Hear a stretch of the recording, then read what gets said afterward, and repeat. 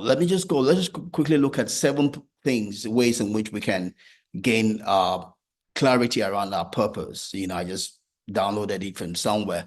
One is that we need to identify the things we care about, right?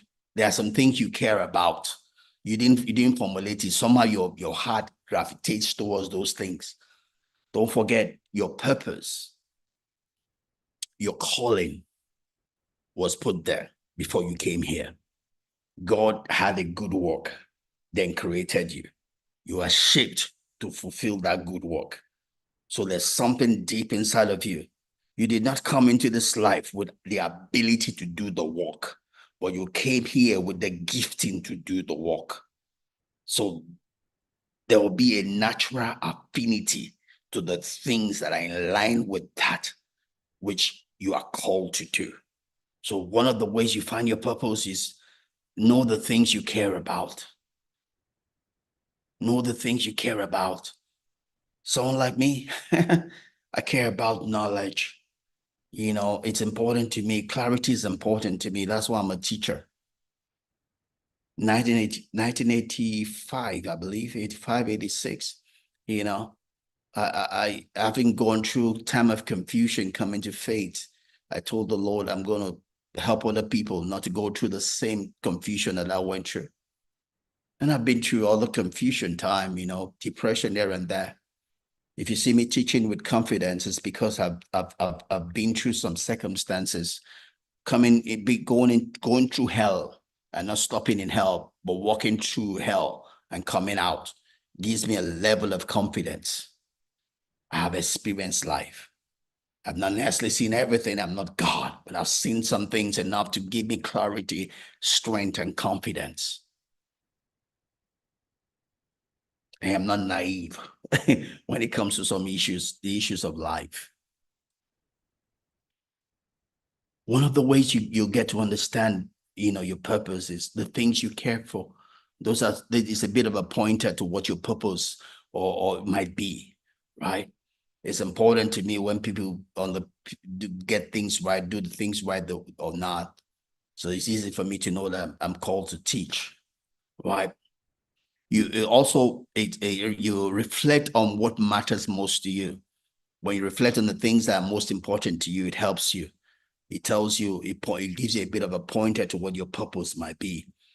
When you identify the things you care about, reflect on the things that matter most to you, right? There are things that matter to me that don't matter to a lot of people, right?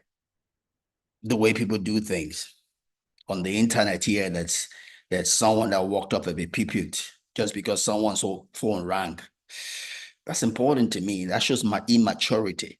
I know some people are coming to defend this and this, but it's immaturity, right? Some time ago, someone said God said he was going to be the next president. He's not. So one person is a liar. Either God is a liar or the person is a liar. That's important to me. To some people, it's not. But it is important to me. Accuracy is important to me.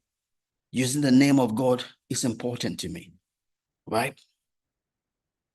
Also recognize your strengths and talents, and alongside recognize your weaknesses. It's good to recognize your strengths, your talents, but also recognize your limitations because you're human. I've heard people talk about, oh, when I started my church, I'm the one that does this, does this, does this. It's stupid. You can't do everything. Yes, you can do most things. You can fill the gap when there's no other person there to do it, but you're not proficient at doing everything. You're human. You have limitations. Let people help you. Let people carry the weight they can carry better than you can carry. Carry the weight you can carry best. Let other people carry the weight they can carry best, right? But it helps you. Remember, you're human. So you don't die before your time by trying to do everything. It's stupidity, not wisdom to try to do everything, right? Know what you're good at. Know what you're not good at. Know what you do. Know what to delegate, right? Also try to volunteering. When you volunteer, is a way by which we practice. It helps to fine tune what you call it might be. I love music, so I could have easily thought that music was my calling. I love to dance. I love music. I've been temporarily in 2 choirs. I've been in a musical band. I've tried to learn how to play the saxophone, So I could have easily thought that maybe music was it for me because I love music. But you see, through all the places I've been, I know this is my comfort zone. This is my comfort zone. Teaching, teaching principles, teaching life, living the life, teaching it, getting to the nitty-gritty of how life works, that in a way that I can communicate it. This is my comfort zone. This is my strength. This is a place of rest for me. Not music. I love music. Helps me in a personal place, but it's not to minister to other people, right? But I learned that by practice. You too can do that by practice, right? It doesn't have to be perfect. Greatness does not come from perfection. It comes from resilience. You try this. Does it work? You try till you find it, right? Also, you can imagine your best possible self, right? As you do things, and you're trying to give your best into it, you know, as you learn, you can sift off some things and carry the things that go in line with who you are, right? You also cultivate positive emotions like gratitude, just be positive about things. That helps also because you're doing something and it's not working doesn't mean it's not the place for you. It might just be that you're learning. Because some things that you're happy about, it doesn't mean that you will too easily work.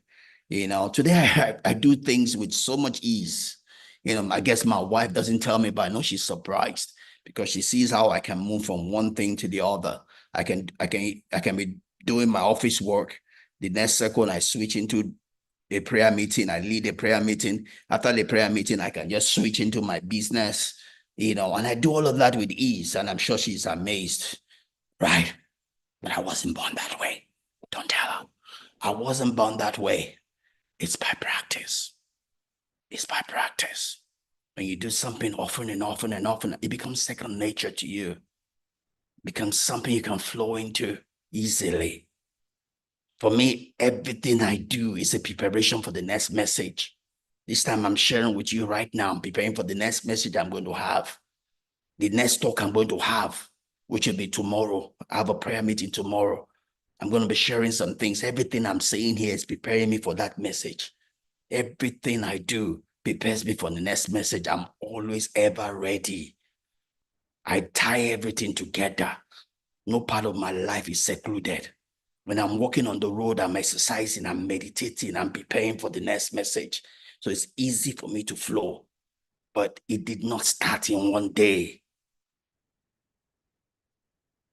This is my 41st year walking in the faith, 40 plus 1. So you expect that I should be better at doing things. You don't have to be perfect in one day, but you can get better by the day, by the week, by the month, by the years, right? So also look to people that you admire. If there's something you admire in other people that you want to do, it probably flows with who you are. Look to people, learn from them. Don't forget what said, be a student of people and life. People and life. People and life. Because success is repeatable. It's traceable, it's repeatable.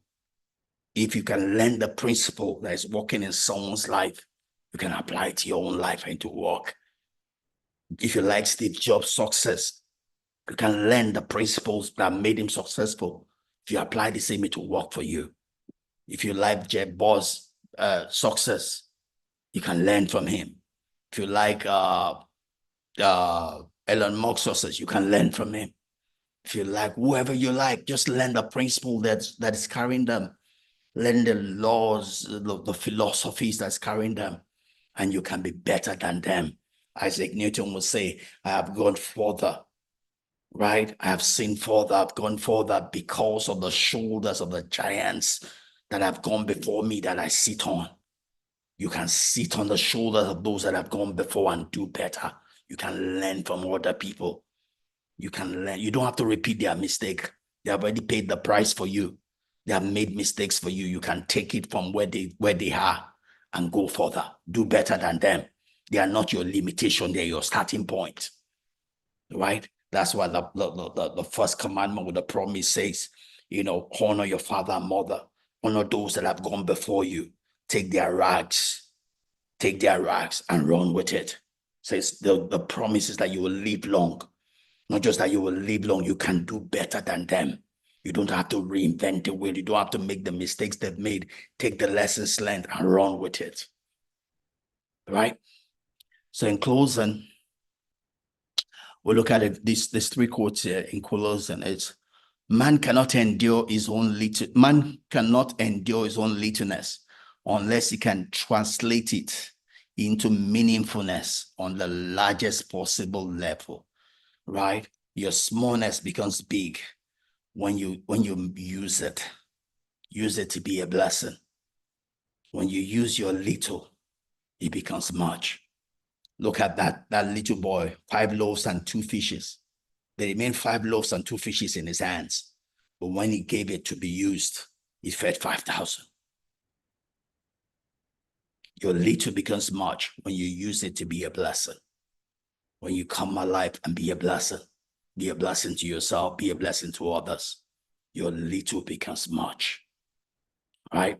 Your little becomes much when you step out to be a blessing, when you step out to be alive, when you step out to be useful, right? There are a few circumstances that force us to confront the scarcity of time. Days matter, moments matter, our choices matter. Every day matters, every second matters. At 57, I'm very conscious of death. When I was much younger, death was very far from me. Today at 57, I live with that reality every time. My mother passed on here June. I wish my mom would live forever. I wish I'll live forever. But none of us gets to live forever. But the life we live is enough if we make the best of it. Make the best of every day. Make the best of this week. It's going to be the last week in November. Make it work for you. Make December work for you. Prepare for 2025. Let it be the best year of your life. Right? We only get to live this life once, but once is enough if we live it well. We can live it well. We can enjoy life. Can enjoy life that when death comes, will happily die. Those that don't happily die are scared of death is because they don't enjoy life. If you enjoy life, you'll be happy to die when your time is due. Right? When you live life the way life is supposed to be lived, when your time comes to live, you will live happily because you are giving everything you can give. You die empty. You live full. You die empty. You live full. You die empty. But people that always postpone, I'll do it tomorrow. I'll do it tomorrow. They're the ones that are scared to die because they have not lived their life. When you live your life full, you will happily leave the scene when your time comes. And lastly, becoming ourselves is a spiritual imperative of the highest order. We need to become ourselves, become all that God has created us to be. Turn on the light. Turn on the light. Be yourself. Step out. Yes, you might fall down 7 times, rise 8 times. Sometimes you're going to trip. Just meditating as exercising this morning. The times I've fallen. But I didn't stay there. I didn't stay there. I had some misstepping. I didn't stay there. I got back up. I learned the lesson, became a better person. I fell. I learned the lesson. I became a better person. And I love the person I am today. And I'm still getting better. The same thing can happen for you because I'm just a man of like passion like you are. You can enjoy your life and live your life to the utmost. That's my desire for you.